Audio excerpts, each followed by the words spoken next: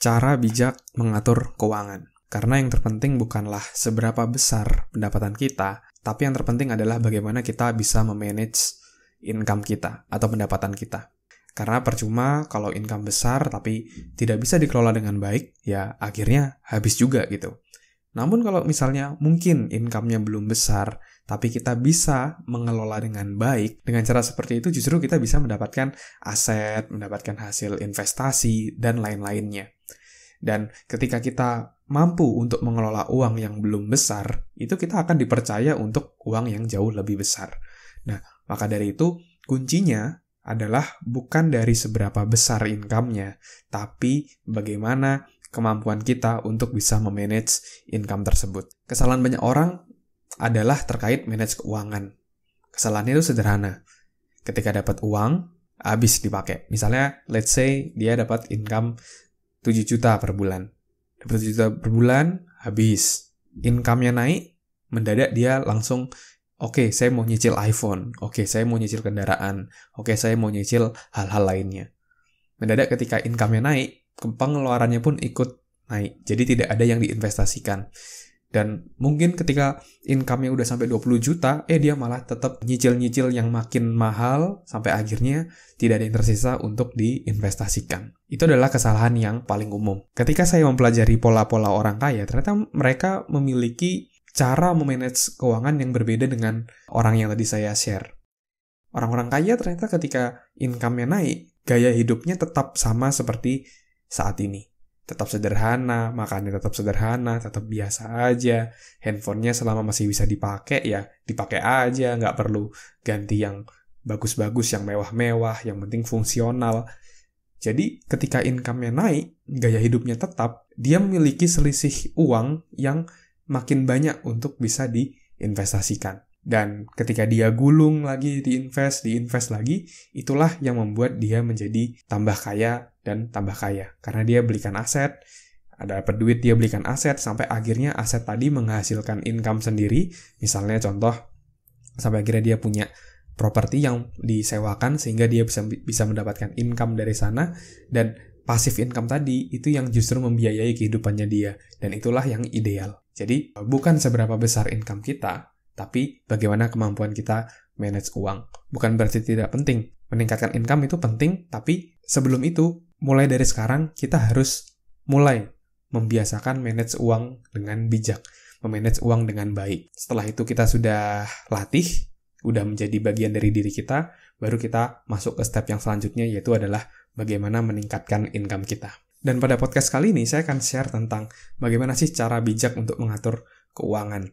Nah, saya sendiri dulu pernah mengalami kesalahan ketika memanage uang. Jadi dulu ketika kuliah, saya juga sambil bekerja, tapi karena belum memiliki pengetahuan gimana cara mengelola keuangan, akhirnya uang saya dapat uang, habis. Dapat duit, habis, kayak gitu. Tidak ada pengelolaan yang baik. Sampai akhirnya saya join satu seminar di Malaysia, namanya Millionaire Mind Intensive. Jadi di seminar tersebut di-sharingkan bagaimana sih pola-pola orang kaya dalam mengelola keuangannya.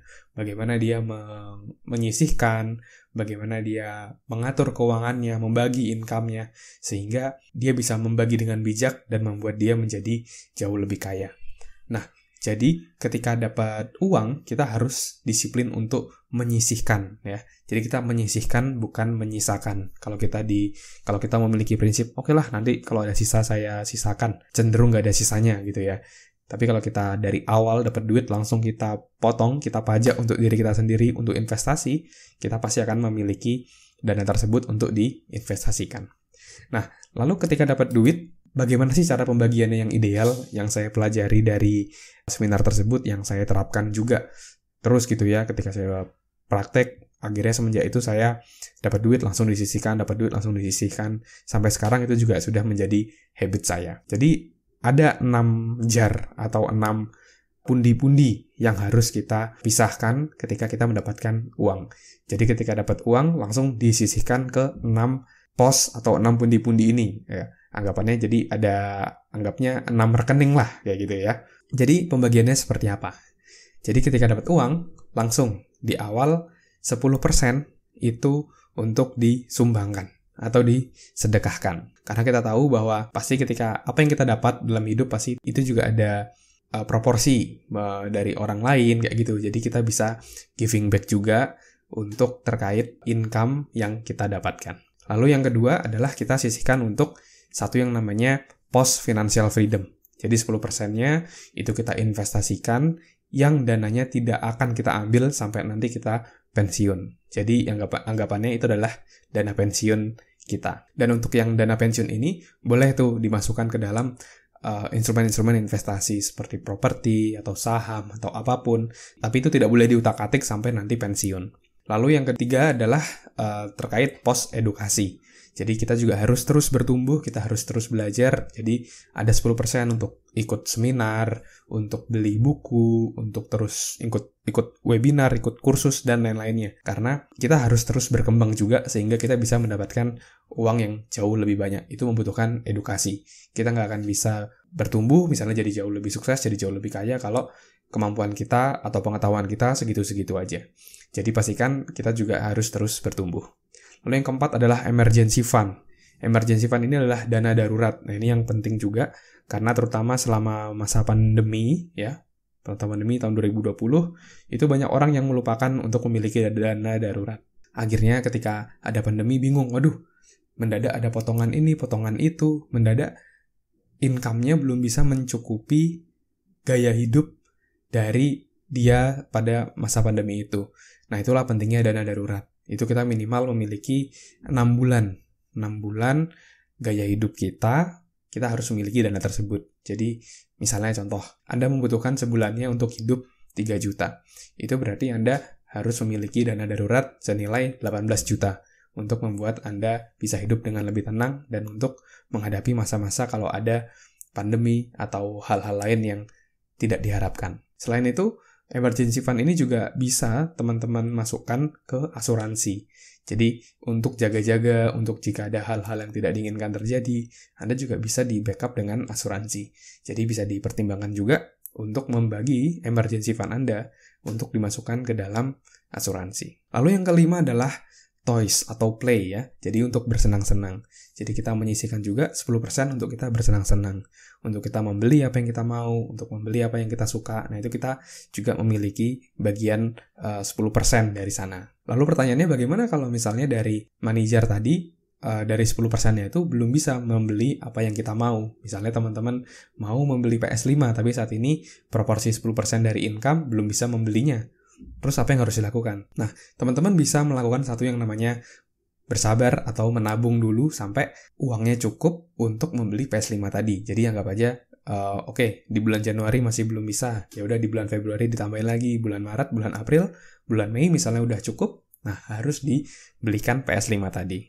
Nah, kenapa sih harus dibelikan? Karena mungkin banyak orang yang berpikir, daripada ada post play, mendingan dimasukkan semua ke investasi. Nah, kalau saran saya sih, teman-teman juga harus tetap memberikan dana untuk senang-senang untuk teman-teman. Karena itu juga mendidik teman-teman untuk bahwa, kalau teman-teman udah disiplin nih untuk mengalokasikan aset, nah teman-teman juga berhak dong untuk mendapatkan kesenangan dari sana. Jadi juga mendidik alam bawah sadar bahwa bekerja itu nikmat, mengaset alokasikan pendapatan itu juga sebuah hal yang baik, yang nikmat, dan itu bagus untuk mendidik alam bawah sadar kita. Jadi harus di-spend dan berikan reward juga kepada diri kita.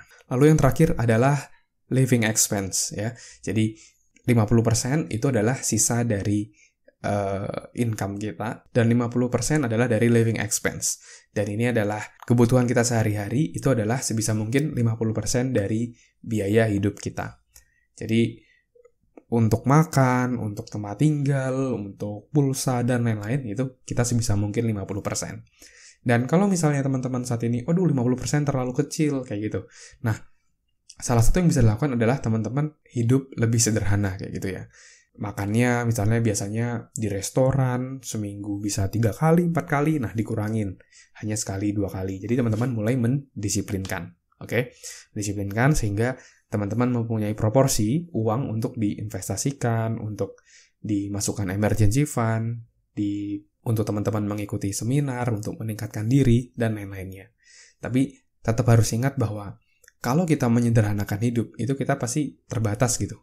Kita nggak mungkin kan, maksudnya benar-benar sebulan misalnya cuma makan hanya 500.000 kan nggak mungkin gitu. Pasti kita membutuhkan makan yang lebih dari itu kayak gitu kan. Nah, maka dari itu selain menyederhanakan, teman-teman juga harus berfokus bagaimana sih caranya meningkatkan income teman-teman. Apakah mungkin ada side hustle atau pekerjaan lain, side job yang mungkin bisa teman-teman lakukan untuk teman-teman bisa improve income teman-teman, atau teman-teman mulai belajar meningkatkan skill sehingga teman-teman bisa layak untuk masuk ke sebuah posisi dengan gaji yang lebih tinggi dan lain-lainnya.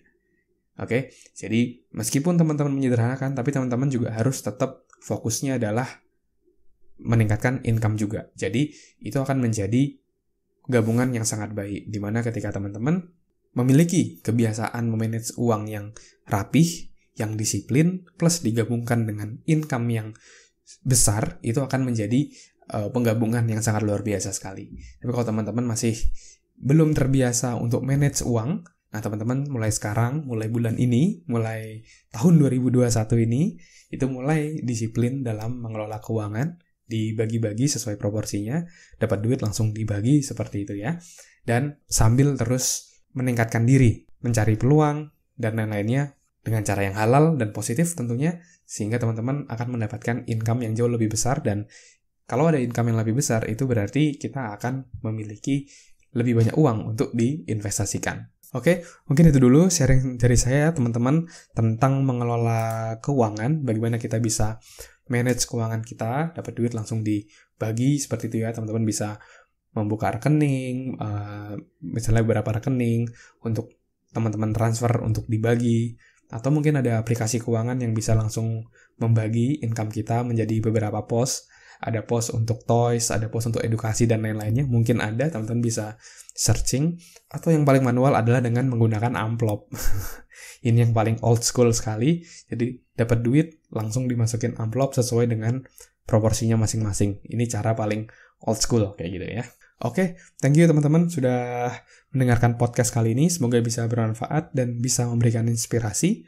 Dan kalau teman-teman tertarik terkait ada satu produk yang saya rekomendasikan untuk bisa teman-teman bisa menjadi salah satu tempat teman-teman menyimpan dana darurat. Sehingga ketika ada resiko-resiko terjadi, teman-teman bisa akan jadi jauh lebih safe. Dan daripada mengeluarkan uang besar dari kantong teman-teman, teman-teman bisa mengikuti satu buah produk yang saya rekomendasikan ini untuk bisa menjadi dana darurat teman-teman. Dan sebulannya juga sangat-sangat murah, dan ini bisa menjadi pilihan buat teman-teman untuk menyimpan dana daruratnya. Oke?